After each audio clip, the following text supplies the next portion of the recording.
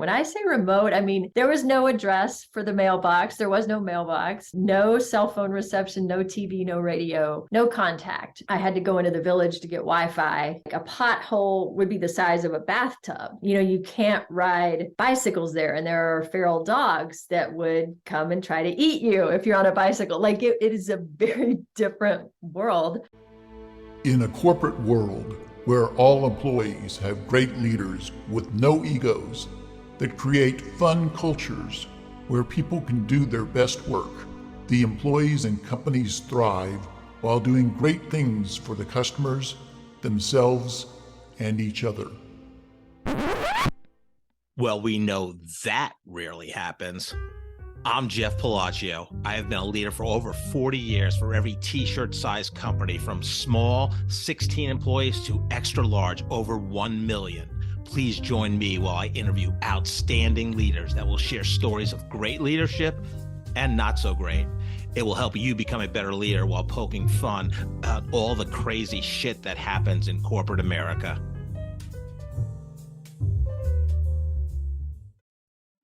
Hi, I'm Joe Deshawn, and welcome to the Corporate Couch with Jeff Palacio. Today, Jeff is interviewing Tabitha Scott.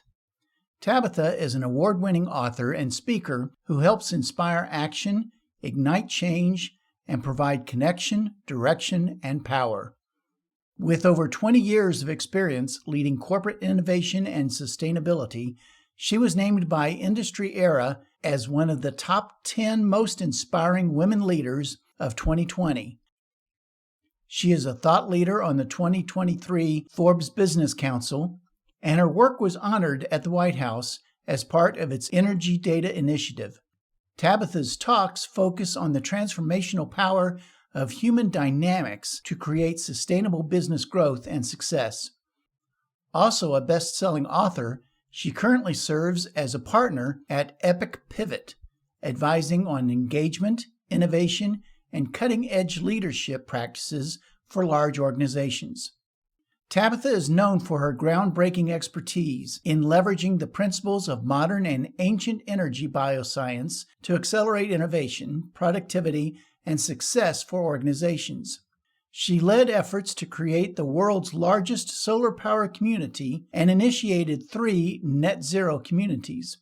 Tabitha has published dozens of original works in leading industry publications like Forbes, Success Magazine, the Journal of Applied Corporate Finance, the Encyclopedia of Energy Engineering and Technology, and CEO Magazine on energy, human dynamics, behavior change, and avoiding burnout. On LinkedIn, she's Tabitha A. Scott. On Twitter, she's at Scott Tabitha. And you can read more of her profile at epicpivot.com. Now let's listen as Jeff talks to Tabitha. Tabitha, welcome to the podcast. How are you today?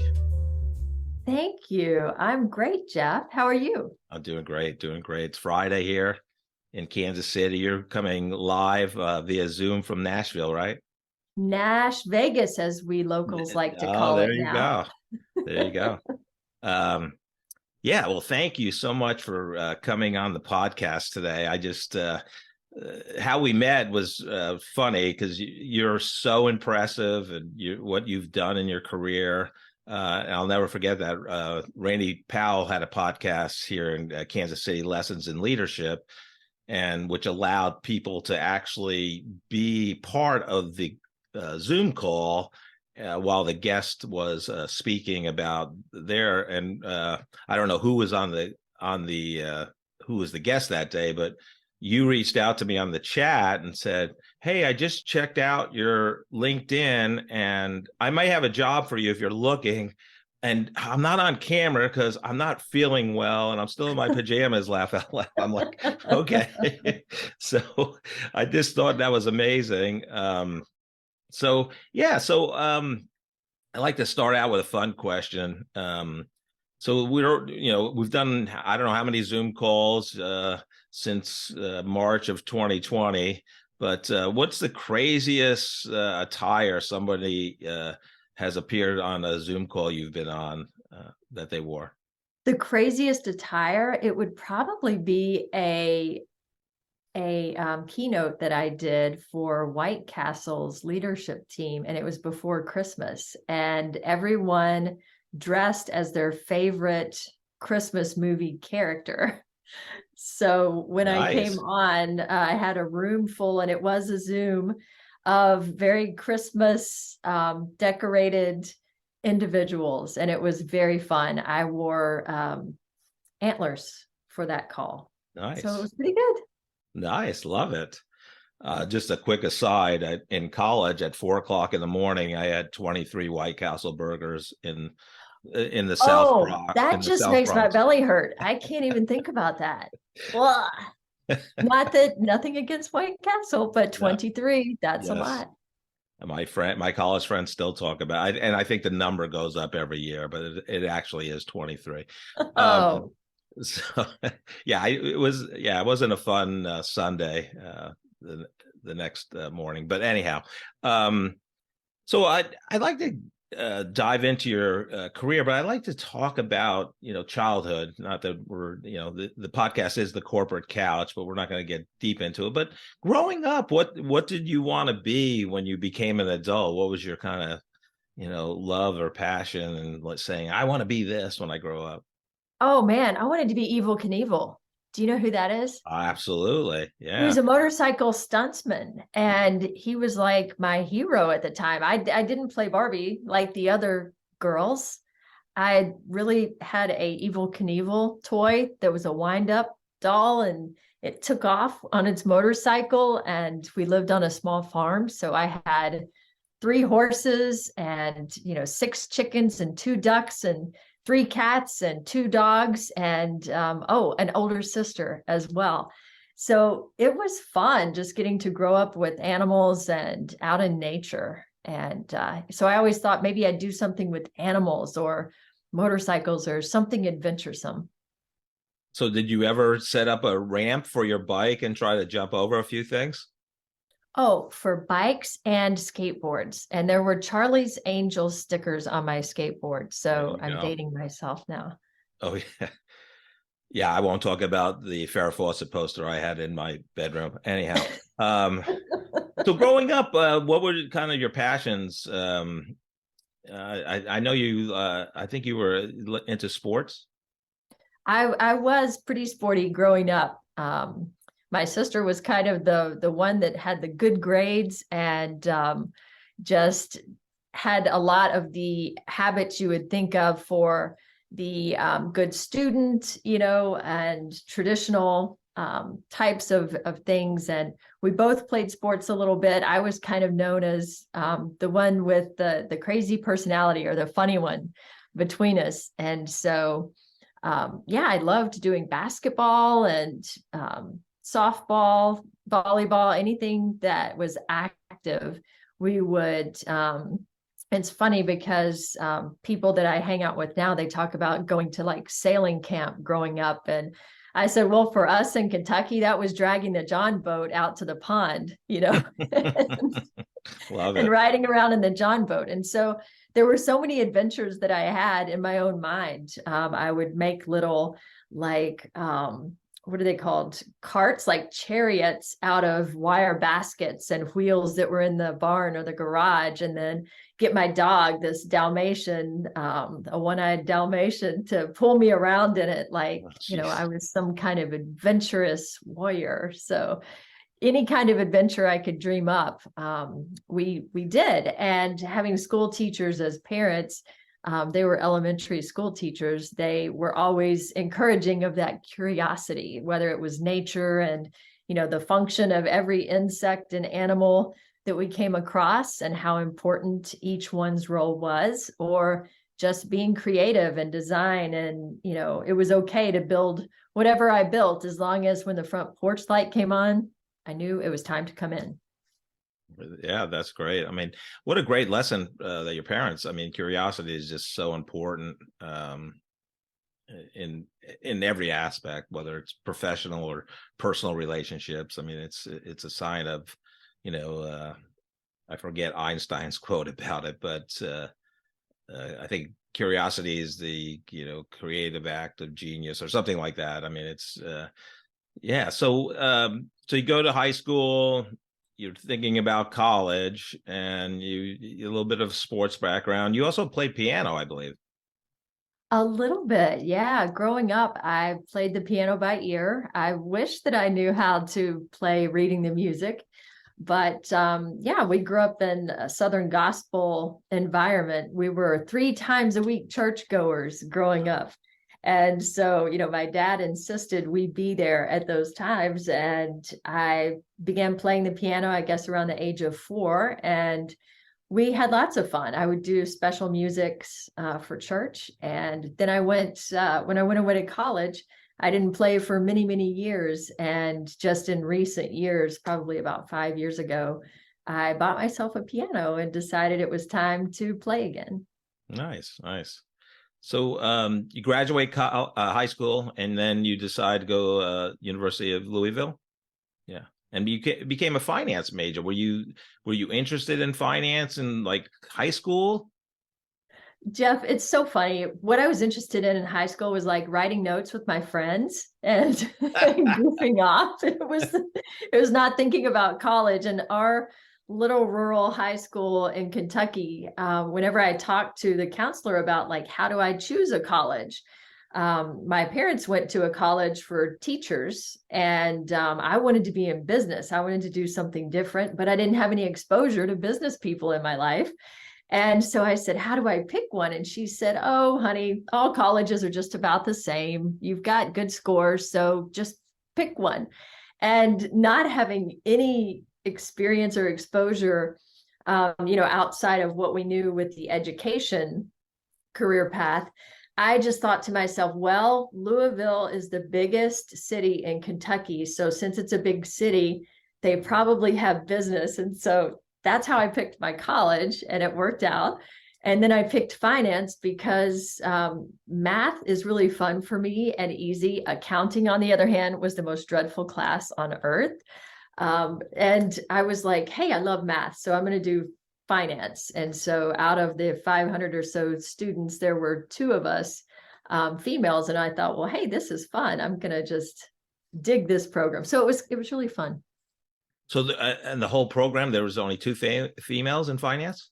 There was. Wow. There was. Now that's changed a lot, I'm sure, these days. But back in those days, there weren't very many women going into the finance track. But I picked it because there was a lot of math involved. And one of the bits of advice that my dad gave me when I was in college that I thought was interesting was, if you are naturally geared towards something, like my personality naturally would be more of a marketing or sales personality, probably people would guess.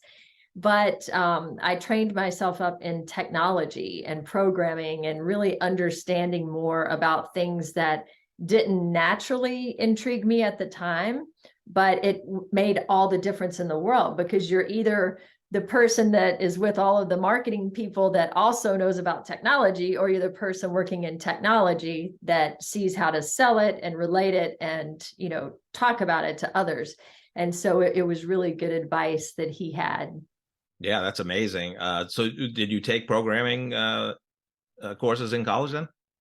I sure did. Yeah, my first job was actually, or not my first job. My first job was an overnight operator, GTE operator. That was back before 911. So I would work the night shift on that. And then I was taking 16 hours of classes during the day. It was a crazy busy time. Wow. And then the next job was Capital Holding Corp. And I was a program analyst. So I would program of how to change reports from like paper to be electronic. And we introduced this funny thing called was it Lotus Notes? Oh, yeah. And Excel, and how to communicate by email. So these were in the early days of programming. So my first job was for a systems analyst at Capital Holding Corp. Nice. Okay, I just have to ask you, when you were a GT operator, what was the craziest call you got? It was my first call.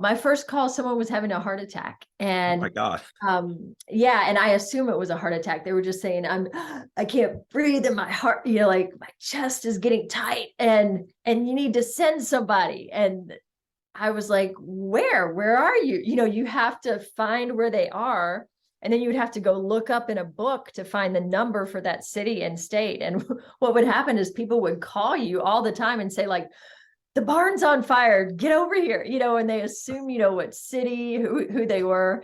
And so, man, technology has been a real blessing for 911 because now they can trace, where someone's calling. It's automated. So thank God for AI and automation in our calling, Right. emergency calling response. Yeah.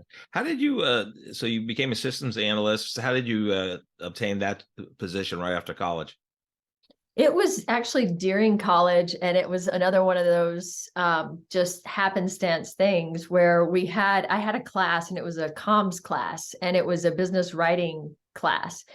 And one of the exercises was to create a resume, and we had to create a resume, and our assignment was to send it to 2 companies. And again, I just said, okay, what's the biggest company in Louisville? And it was Capital Holding. And I think it was UPS at the time. So I sent them resumes just as part of the class assignment. And somebody called and said, do you want a job? So. Oh my God. Incredible. I think that's pretty progressive though for, that a college would do that back in, whenever you went to school, but it wasn't like yesterday. Because I still think, colleges, they teach you about the major, but they really don't teach you how to get a great job. But that's a side it's really really hard. And I think one of the things that I learned as well, people kind of, and it's so funny, depending on your perspective, at that point, leaders, once I was working there, said, well, I can't believe they chose you. They usually don't pick from state schools, which I was kind of clueless about. They go for the private schools, or they go for, the Ivy Leagues or whatever it is. And something that I've learned, Jeff, along the way is that the more complexity we have, the more we can be exposed to different things and different types of schools and different people.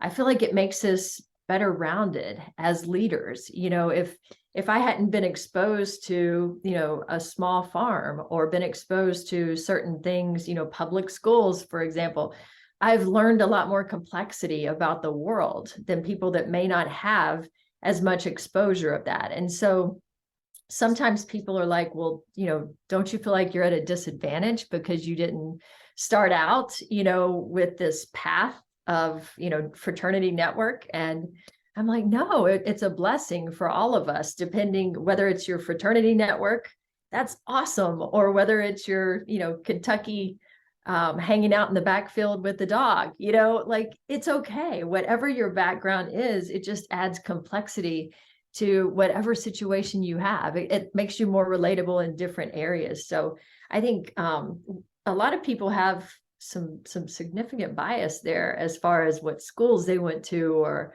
what boxes they've checked along the way. And I tend to ask, what makes you happy? What are your experiences that have made you most happy in your life? And then focus on finding ways to align with those for the rest of your life. I think colleges and universities, they have it's a big critical point in their evolution because they need to change. I mean, it's a different environment. There's so many different ways to learn and make a living. And, I think they're, like newspapers, there's something, that, they need to evolve and, get with the time. So it's going to be interesting to see how that happens, or if it happens. So how long did you stay at the holding company, Capital? Oh, probably 3 years, maybe. Yeah. And what made you 3 years? When I had my first son, I changed jobs, and it was just a very busy time, finishing up school, having a new adorable baby.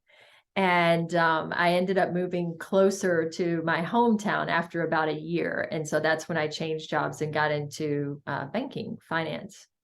You worked at your first job, you took your second, and it was in banking. I mean, did you start to have a career strategy at that point, or was it too early?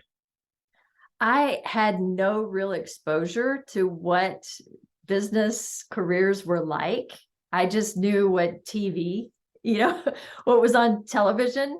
And so other than my own experience, I didn't know what to choose from, So I learned from each one and took away, what do I love from this? And what do I not like from this? Like in banking, retail banking, I learned that there were a lot of rules. There was a lot of risk aversion.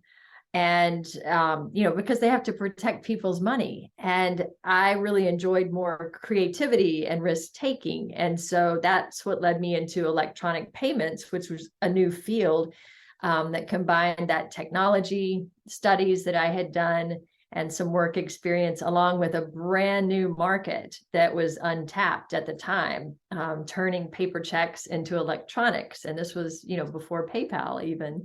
We were creating the back end warehouses and doing payments for the military that then spawned over into civilian payments. And so there was a lot of opportunity to create and develop new markets that had never been done before. And that was really exciting, but it was also a little branch off of the financial and banking, industry. Right.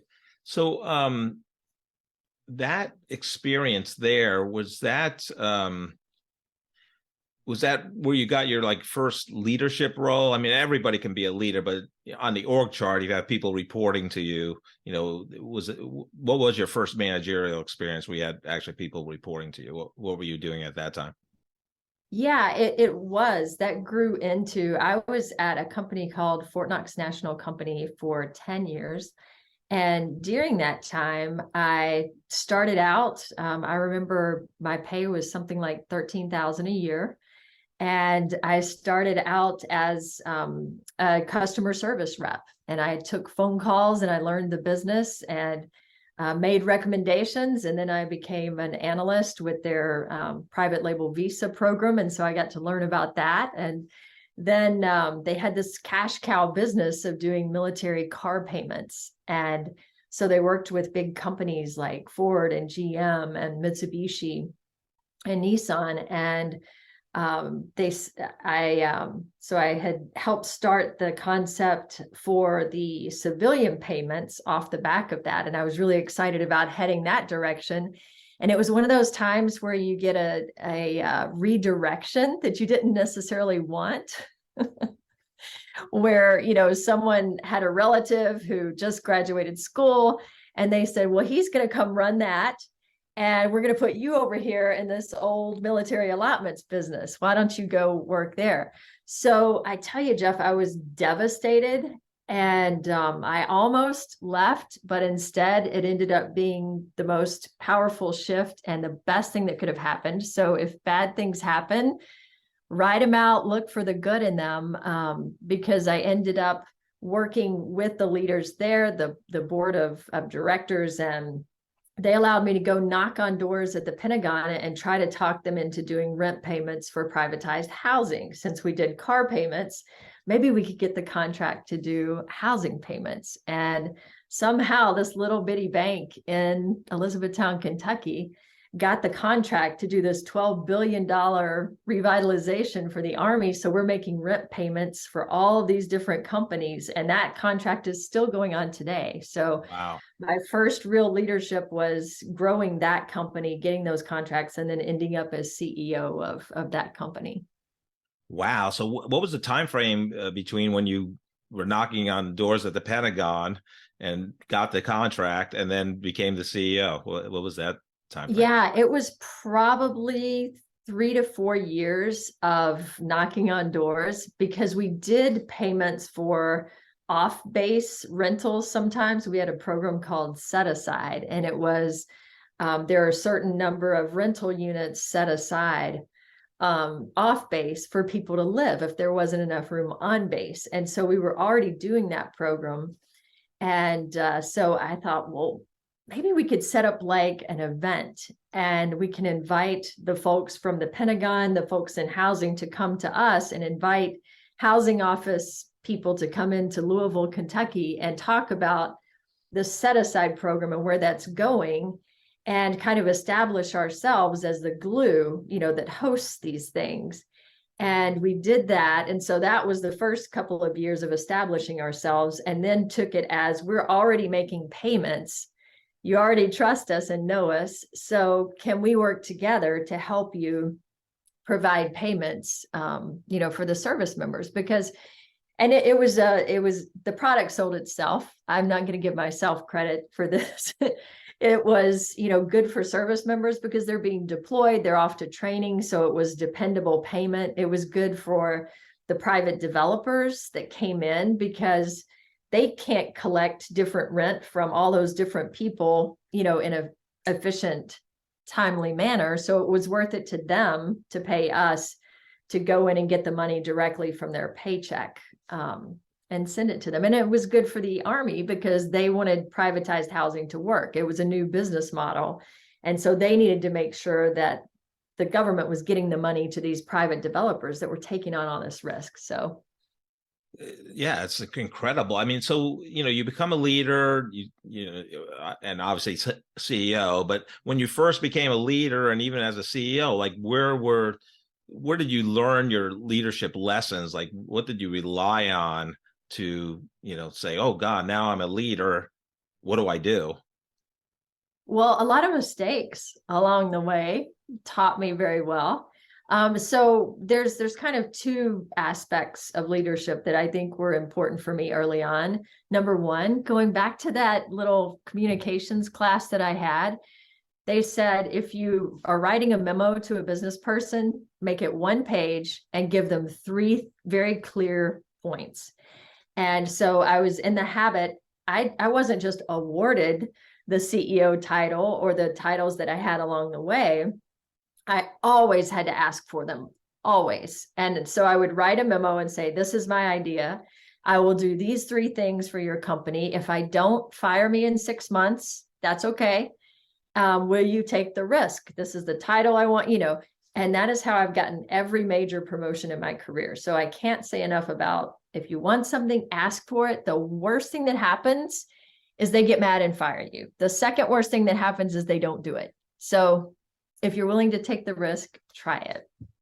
And then the second aspect is the hardships teach you just as much. The no's are just as valuable as the yeses. Every no that you get is a gift because it redirects your energy. Your energy is still going, and you don't have to treat a no as, a place to stop. Instead, you can just look at it as a way to redirect your energy somewhere else. And so having the mistakes and the lessons learned along the way, it was so important. And then owning them. I remember one time, one of the programmers, we put together this whole system very quickly, and you're dealing with federal employees' payroll. It's very, very sensitive information. And they had put a space in the code, literally a space. And what it had done was created, tens of thousands of dollars in an error to one of the clients, early on. And when this was caught, we had the option to keep it quiet, we had so many options.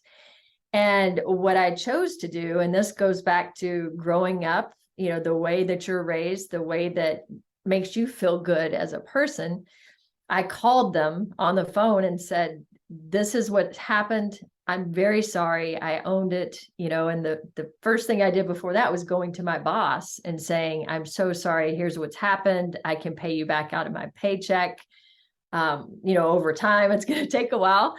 But, we talked about how to do that. And to my surprise, while it was a difficult move then to take that on and accept ownership for it, even though it wasn't my mistake, but instead of pointing the finger at somebody else, owning it was the best decision I could have made. A year later, when the other services were looking to the Army to see, did that system work? Should we do the same kind of payment program? The guy that I had made the mistake to and picked up the phone and called at Fort Hood, Texas, he stood up and said, let me tell you the kind of people these are. Something happened, and he told the story, and it ended up being the testimony that helped us get the other services. And so you have to know that your authenticity is going to be appreciated way more than scapegoating to somebody else, or, the short-term pleasure of dodging that bullet will come back to bite you in the end. Whereas owning it and moving forward in your mistakes and learning from them, there's so much wisdom, to be learned there. Yeah, I think that's phenomenal. Harry Campbell, who's been on the podcast, his mantra was, good news needs to travel fast, but bad news, it has to travel even faster. You need to tell everybody. And I think, you made a key point too, about being authentic. And I think that's one of the key attributes of a great leader. You have to be authentic, because, everybody's going to have bad days, and everybody's human. And it's not always accepted that well. The boss that I had at the time, Jim Fugit, was one of the most brilliant people I have ever met in my life. And he was a risk taker as well, as many entrepreneurs are. And he was very gracious with that mistake, with my learnings, and encouraging, and fostering as a mentor. But there have been other people over time that, sometimes if you make a mistake and you admit it, you're gone, or they're not happy with it. And so every leader is different. It's not always going to land as well as that situation did for me. But at the end of the day, you have to look in the mirror and decide, what is my learning from this? And if they are, if they're so against the truth and hiding things, and if they're at such fear of being exposed for mistakes, is that really a culture that I want to engage in? No, it's not for me personally. Yeah, 100%. I think, you have to have a learning culture, and that the learning culture has to be accepting of mistakes, right? Because you're going to make mistakes. I mean, you can't evolve as a company, and definitely as a person, if you don't make mistakes. It's the fail forward mentality. I really love the asking for what you want, and you got your tuition ROI with that one class in terms of writing those memos. But do you think, Tabitha, that you were, because you were a woman, that you had to ask, and you weren't even looked upon as, she can become the VP, or she can become the CEO?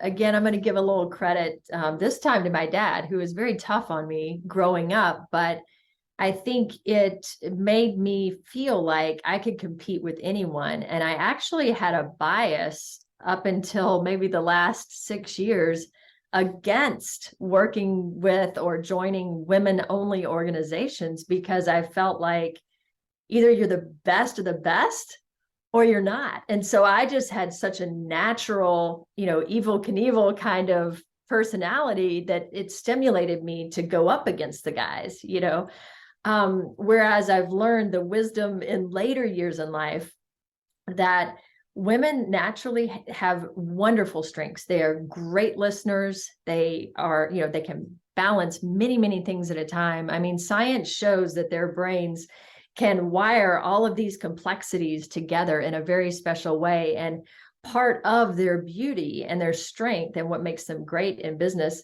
also sometimes can hold them back.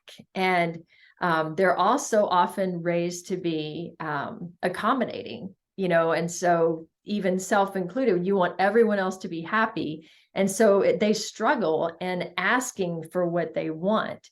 And so I literally flipped the switch about 6 years ago. And while I've mentored a lot of young women along the way, now I support any women's group that I can, just to help people understand, hey, here's how you can ask for something, and if you're not comfortable doing it all up front, let's talk about one thing that you enjoy about your job. And in your next year in review, find a way to do more of that and less of the things that you don't enjoy. And so it's helping them get there over time. And I have a real passion. My first book, Trust Your Animal Instincts, was written to help women stop being ruled by all of the shoulds from everybody else. You should be this perfect mom. You should work as much as the guys. You should have a meal on the table every night. You should be skinny. You should be pretty. You should wear makeup. You should not wear makeup. There's so many shoulds on us, and we end up shoulding all over ourselves. and allowing other people to should on us too. And so I just felt this passion to help other women realize your light and your passion is the most important thing in the world for you, and follow that. If you can't do it all at once, just do it little bite at a time, and you're still moving in the direction that makes you happy. I love that. I'm just seeing a T-shirt that you can market. Don't shit on yourself.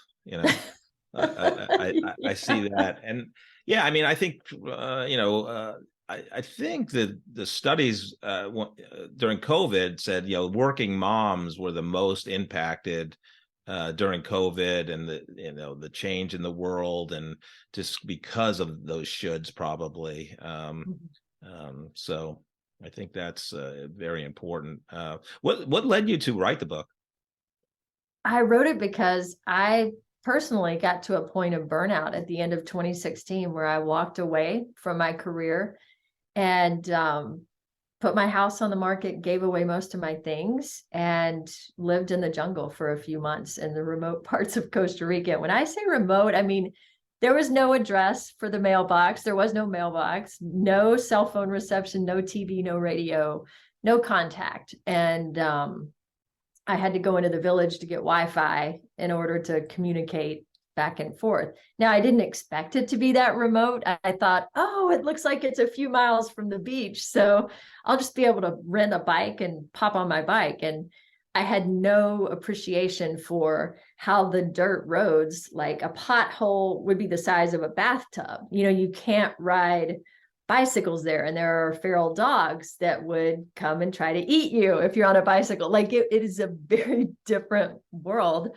But I wrote probably 100,000 or so words while I was there, because I had spent the time I left for college until the time I left my job working, every spare minute, and raising a family. And there were so many life changes. Both of my sons had special situations medically going on, and I couldn't fix that. And it just killed me that I couldn't make it better. And a divorce after 21 years, and working in sustainability and clean energy, where in the Southeast, people would say, well, you're turning your back on your state. This is the coal, country. And it was just, there were so many factors in my life that I never faced. I would just try to outrun them. And Jeff, I literally ran like 6 marathons in 18 months and many halves in between. And I didn't realize I was figuratively trying to outrun all of those things that happened to me along the way, rather than being present and living just in the moment and dealing with it and appreciating it. So I wrote this book because that time away from everything and everyone gave me the space to see that we all are made of that same exact energy at our core, all of us, all the animals, plants, humans, everything. And we have the ability to recharge ourselves, but we got to stop allowing everybody else to drain our energy and realize what jazzes us up and find out how to do more of that. And so I really wanted women, especially raised in very conservative environments, know that it's okay if you have a different opinion. Once you grow up, it's okay if you want to have a different kind of job. It's okay. Just stop being so hard on yourself and give yourself a little love. A couple different things to comment on what you said and ask a question. The first is, so was there one specific event, or I shouldn't say one specific, but was there a last straw in 2016 where you said, okay, I'm done and I'm going to quit? And what was that? Yeah, I think it was like, kind of like Chinese water torture over the years, where there would be like a drip of steady things and me not dealing with it. That was the key. I was just trying to be perfect for everyone, be the perfect executive, try to help my kids, and what I lost in the process was taking care of myself. And when you do that, it starts to turn in on you, and it manifests in your health. And so I had a breast cancer scare. I went through a very invasive surgery, again, denying what was going on in my life. I ran a half marathon 2 weeks after the surgery, still with tubes and connections and, things running all over my body. But somehow I thought I could prove I'm still whole if I run this half marathon. And I was in a meeting, an executive level meeting, a couple weeks after that. And nobody knew what was going on because, again, I wasn't good about sharing. I hadn't told anyone that I had this cancer risk, that I had this major surgery. I just told my boss because I worked off site remotely. And I just said, I've got some procedures to do. I'm going to be out for a couple of days, and it's like a Thursday. So nobody thought to think about it. So there I am in this meeting, and I was just killing it. It was negotiations training, and it was only senior leaders. So I wanted them to see me. It was important for them to see me as, hey, Tab can hold her own. This is good. So the leader of the class says, Tab, you're on the top of the leaderboards. Do you want to tell everybody here how you're able to negotiate all of these things? Like, what's your winning strategy? And so this crusty old guy pipes up and he says, well, clearly she raised her shirt and used her tits. And I was sitting right next to the HR director, who was a female, by the way. And she's like, oh, that's not good. I'm so sorry. I'll mention that. That's not appropriate. And I was shell shocked. Like, it was one of those times where you can't think of anything to say. And there were uncomfortable chuckles in the room. But like, nobody said a word. Nobody said a word. And there I was recovering, from surgery, which they didn't know, to be fair, but then to be so degraded in front of these global peers. I mean, we're senior vice presidents of a global organization. And that experience for me was the straw that broke the camel's back. I was like, I am done. I need a break, I'm done. And so it was just a period of time after that I was like, I need a break from corporate life, and I need to freshen up and figure out what's next. Whoever said it, I don't know if it's attributed to anyone or it's one of those anonymous, but that's when for that guy, that's when you say, men are pigs. I mean, like to do that. And I mean, it's just crazy that it still happens. And that was 2016, right? Yeah, that's 2016. I mean, and I mean, there's many things that have happened over the years. And I tend to just kick right back, has been my personality. But I know that particular one, I was so beaten up at that point in my life. And it was right after, I was empty nesting, a divorce, like all of these things going on in my personal life. And then, the cancer, the surgery. And then for that moment, it was like, it was all this, it came to this complete conclusion of, wow, something's not working in the wiring of how things are going here. And I need to make a major change in my life. And so I did. I know you were trying to, portray yourself or think of yourself as whole. So you do a half a marathon 2 weeks after. I mean, which makes no sense. Like, right, I do not makes no recommend sense, that but to anyone. you are a badass by doing that. I mean, not that you should have, but I'm just saying. Like, I think you meant to say dumbass. No, but I don't think most people would do anything after a major surgery. But anyhow, so the other question I had too is like, how did you pick Costa Rica? I kind of get that, but like, how did you know where you went to some remote place in Costa Rica? Like, how did you even find the place? Jeff, it was kind of like picking my college, in that I didn't have a clue. I just kind of relationally, I had a friend, and I started languaging, because I'm a big fan of what you want. If you language it, if you tell people, then somebody's going to hear it and know somebody. That's the first step of making it real. And so I started asking people, I really need somewhere to just disappear for a month or so. And if you know anyone that has a place I could rent. And I was thinking in the mountains, just somewhere away. That was the criteria, just somewhere that was away from humans for a while. And I had a friend that had a friend with a condo in Costa Rica, and it was actually near a surfing village, Nosara, which is on the Pacific side. And so it was a surfing community. It wasn't large, but it did have Wi-Fi and things like that. And so I assumed if it's, someplace that surfers go, that it would have roads. I didn't know what I was getting into. But it all worked out. It was safe. The people there are wonderful. The ticos and ticas, the food. I can't recommend Costa Rica enough. That area since, my younger son and I went back 5 years later after I was there and wrote the book. And unfortunately, it has been kind of overtaken by tourists. And so what once was, I was an anomaly as an American down there, and people spoke the local language. Now it's a bunch of yuppie tourists, and it's a very different environment. So I was very fortunate at the time to be able to visit there and experience the way it was. Yeah, it's interesting because a theme with some of my guests is they didn't really know what they wanted to do, but they would just say, I need to be remote and isolate myself. And you really let, whatever you believe in, universe, God, brought you to Costa Rica, right? You just put it out there that you needed to, take time for yourself. And Costa Rica came to you. So it's interesting. So what was your day like? You were 100,000 words you wrote while you were down there?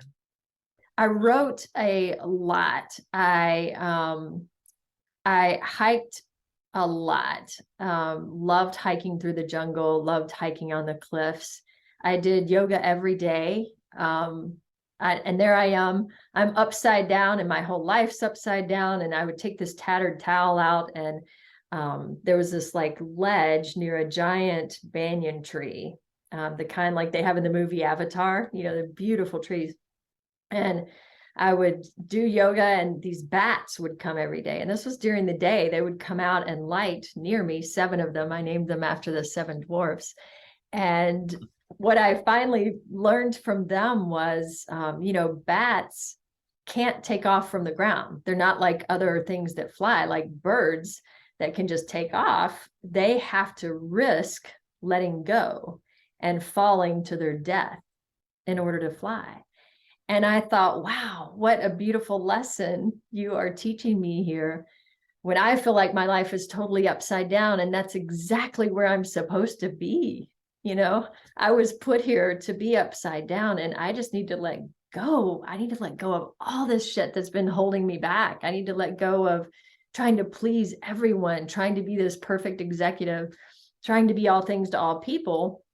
And I need to embrace and take off and fly with what the heck, and, invigorates me, what energizes me, which at this point in life is helping others. And it's bringing balance back to this world. I bought the URL, I am change, because I think so many people, they're focused on how do I feel about things versus who am I being right now? And we all need to be the change to bring balance back into this world. And I am being that change, not every day, but every time I can, I think about being that change. And you are too, Jeff,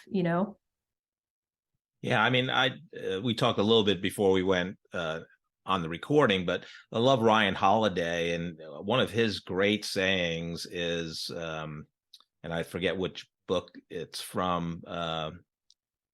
It's we're human beings being, not human doings. So, yes. I mean, I think we, especially with your career, and I think hard charging executives everywhere, and just people, they want to just, what's the life hack? How can I be more productive? It's like farming. You can't hurry the crop to harvest, right? It's a process, and most things are. But we're in an instant gratification society. You're so right. And it starts with those 2 words. And think about it. Anything that you put after the words I am, it shapes your day. It shapes your week, your month, your year. I am, learning. I am, fill in the blank. I am sick. Okay, you will be sick if that's what you constantly are saying out your mouth. I am powerful. I am strong. I am curious versus, I am upset. I hate the world. Whatever you fill in the blank to be is who you will become, because that's who you're being. And it doesn't really matter how I'm feeling about it if I act in a different way. And so it's all about ontologically, how are you showing up? How are you acting into what you want to be? Yeah, 100%. Let's fast forward till today. So explain your company and what you do. Yeah, I work with a group of like-minded people at Epic Pivot, and the name of the company implies exactly what we do. We work with organizations to take research and insights. We have a team of ethnographers and anthropologists that really dig into empathy for customers, for B2B. And then we use innovation strategy to create these purposeful transformations. And what I mean by that is if a company is not aligned to values that we agree with, we won't take the work. We feel like we're at a place in time where companies are ready to stand up and start thinking about being sustainable, setting organizational culture in a positive way, helping people not burn out, to be better listeners, to have empathy. And so we're at this point in time, and we're all taking our background and our executive experience to help companies grow and transform themselves, one person at a time, one company at a time. Wow, fantastic. I mean, I know, we talked a little bit about culture and how important that is. And it just amazes me that I think the vast majority of companies don't really care about the culture, and it's, culture is not putting, foosball tables in, ping pong tables. It's a lot more than that in terms of their benefits and having free snacks and, I guess great coffee, but yeah. That helps though. Yeah, no, yeah, it's I part like of snacks. it. No, I like snacks too. I'm Italian. I love to eat. So there you go. So tell me a little bit about, like, what's your ideal customer for Epic? For Epic Pivot, it's really any type of customer. We do a lot of work with CX, for example, with companies that are trying to either start up a CX division or really hone in on what their customers need and want. This was my first time working with anthropologists and ethnographers. The biggest employer of anthropologists in the world is Microsoft. I didn't know that. And so evidently companies really, it's like the next level of finding out what people really need. And so CX is a big area, executive leadership, helping change the culture of the organization. We've been doing a lot in the last couple of years with things like cognitive diversity, getting beyond those protected rights from the 1960s, which are demographics based, like women or, ethnicities and things. That's kind of table stakes. We all should be doing that now, and shame on us if we're not. But it's working at the next level. How do we think differently? How do we integrate AI and technologies and bots into the workforce? And looking at the balance of that. And that's that constant change and churn of what you need based on where you are on the growth curve, with aligning what those skills are, whether it's technological, like bringing in technologies, or humans. And that's what I call human dynamics now, is this practice of constantly changing what you need to have this very adaptable company and adaptable systems. So, all the natures are in, all of the answers that we need are in nature. I want to get back to the human dynamics, but I want to unpack something you said. So I looked at your number of degrees. So you had the master's in bank management and the MBA in finance, but I also saw you got a MIT certification in blockchain. So it's phenomenal. So talk a little bit really on the cognitive diversity, or I'm not sure you called it that, but like, is that like determining what things AI is going to support versus an actual human? Companies really aren't evolved yet at that point. Very few companies are thinking in terms of how technology is part of the workforce. I wrote a blog, I think about 4 years ago, maybe 5 years now. It was in 2018. Yeah, 5 years ago, on the integration, how NASA had begun integrating bots into their workforce to do routine things. And you're a tech person. I mean, automation, AI, there's a lot of automating we can do. We used to put like irrigation systems, for example, instead of people having to go check them every day and turn them on and off, we put sensors in them. And then it said, hey, I need rain, or I don't need rain. And it was automated. And so that just is part of business, but looking at it as a package, we've done less of that. We've done more of, for the Epic pivot role, we've done more of working with companies of like type teams versus diverse thinking types of teams. And we're getting ready to release a set of 6 double-blind studies we've done with Fortune 500 companies, where we had them in like type groups, thinking style. We graphed them on the growth curve, and they don't know this. They're clueless. They're just in a workshop having fun. They don't know that they're in groups for a reason. And then we do them in diverse thinking type groups. Like we would have all of the people at the beginning of the curve that love change in a group, the people that love finding risk and killing it in another group. And then in the second demonstration later in the day, we put them in diverse thinking types. And every single time the numbers go up for an innovation exercise and a productivity exercise. And so the key thing that we're helping companies understand is diversity, goes beyond the color of your skin and your gender. It really gets into, how do we think differently as well? How are we contributing to this team? And the tools we use to do that are based on ethology, adaptation, attachment, cybernetics. So it's based on these laws of physics and science. So if you want to move, if you want to get going fast, then again, focus on how you're being and, how you're showing up. And if you're showing up as risk averse, or you're showing up as, loving change, then you bring different value to a team. But a team with all one or all the other is not as valuable as a team with a diverse mix. Very interesting. What I love about the podcast is when I talk to smart, caring people like yourself, I'm learning. So anthropologists with companies, so Microsoft, you said, and you have some that work for you. What actually do they do for companies?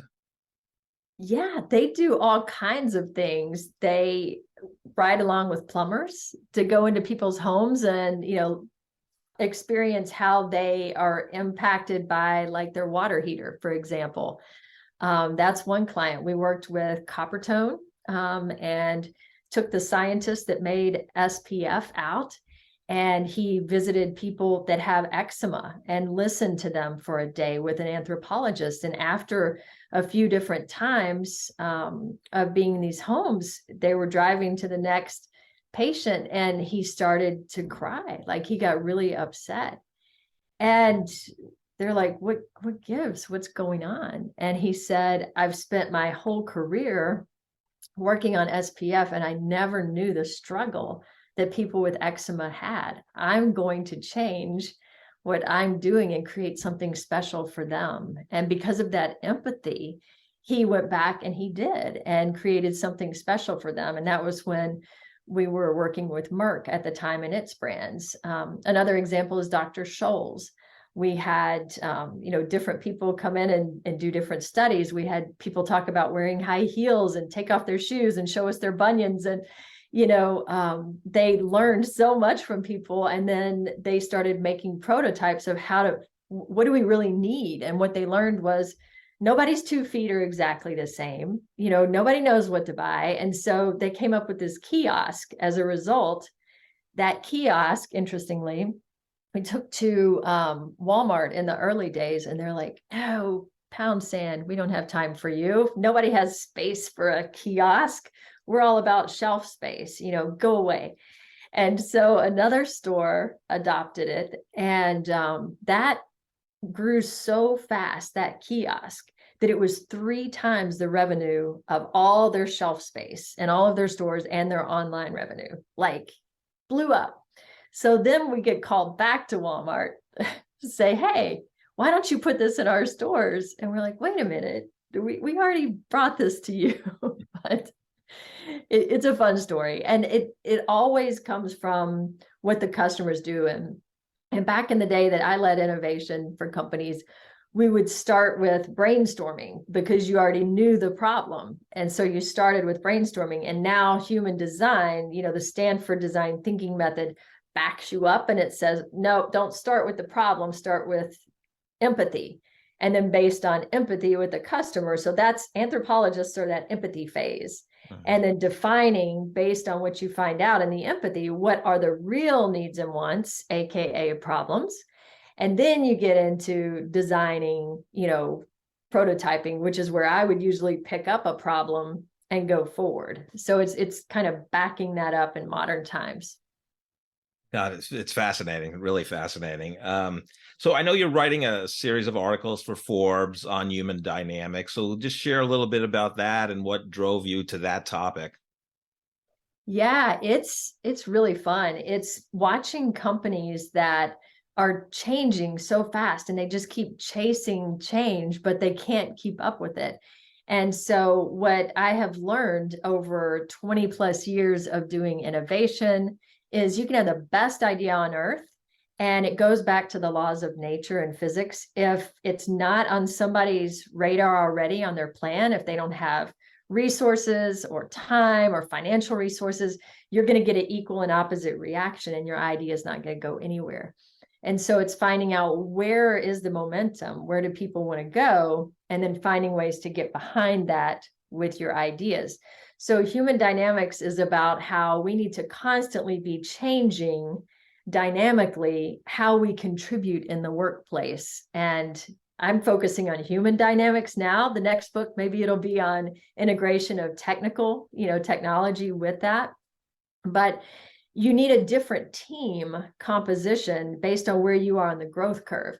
So maybe the marketing team might need to be skewed with more people towards the bottom of the curve that love change. Strategy, marketing, innovation, design might need to be skewed that direction.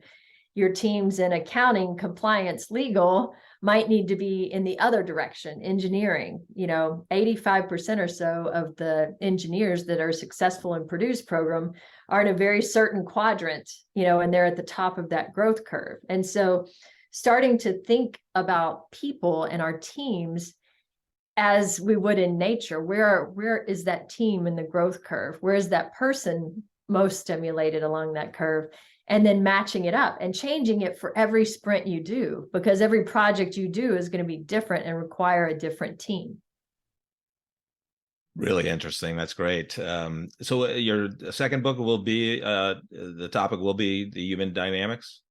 Yeah, it's going to be called Current, and it's going to be current human dynamics for fast forward companies. And it's called Current because it's a play on, of course, energy is the root of all things. Right. And having both the electrical and the human biofield energy background, everything I do is about like getting people to move. And so it's that current that runs beneath all of us, but it's also in quantum science, there is no time like we experience it here, where we're always watching our clocks and our calendar. There is only the present, my friend, which is current.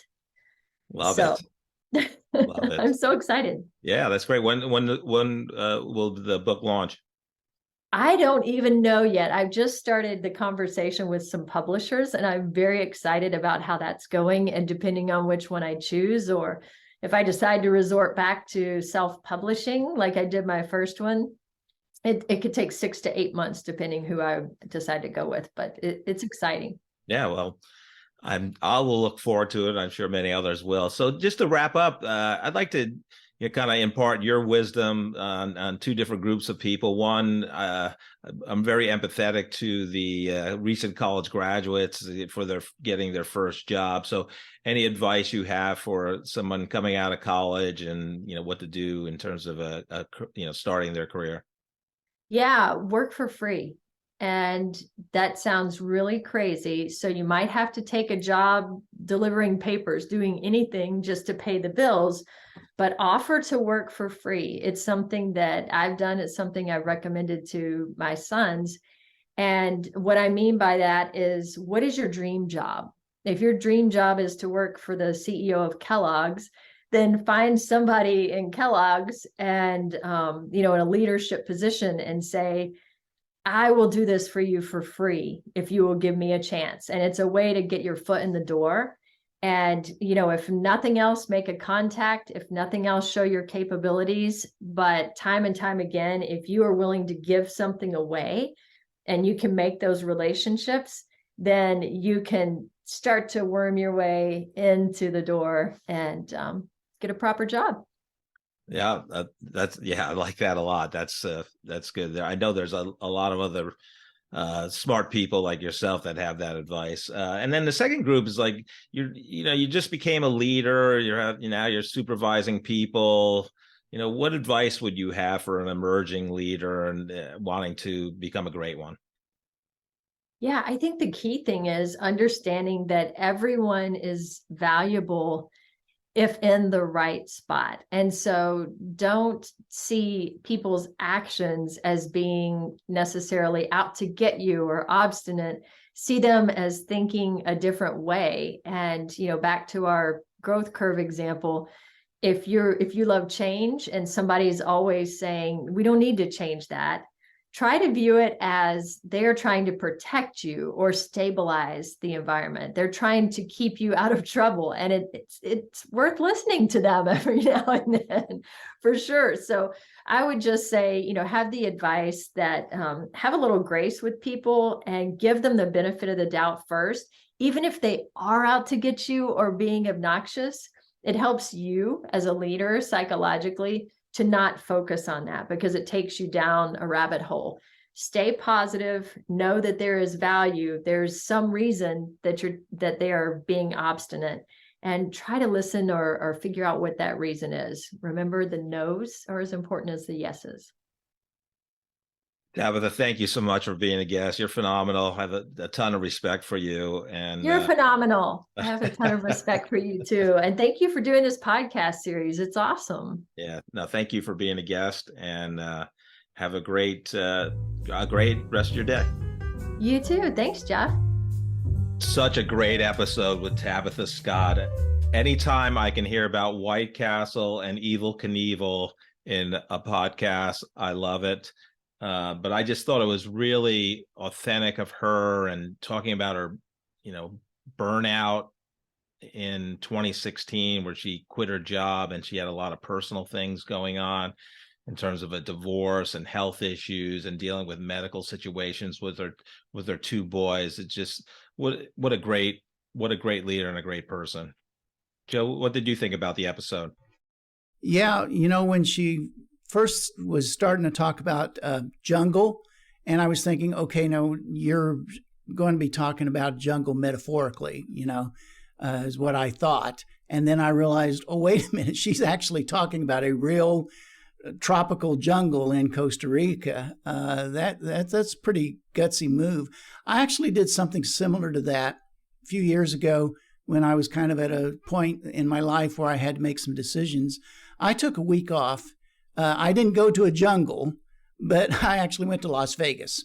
But not in Las Vegas itself. I drove about an hour out of town and into the desert of Nevada and got an Airbnb and stayed there for a week, literally all by myself, just to think. Nothing but spending a week in the desert in Nevada, just thinking about my life and where I was going to go from there. And it was a life-changing experience. So I would recommend that to anybody. It may not be a jungle for you. It may not be a Nevada desert for you, but there is something that you can do to isolate yourself for some period of time when you've got some decision to make or some transition to do in your life or something like that, I would highly recommend taking the time and doing that. You'll come out a better person because of it. Yeah, and I just loved how she just got to choose Costa Rica. Like something drew her there.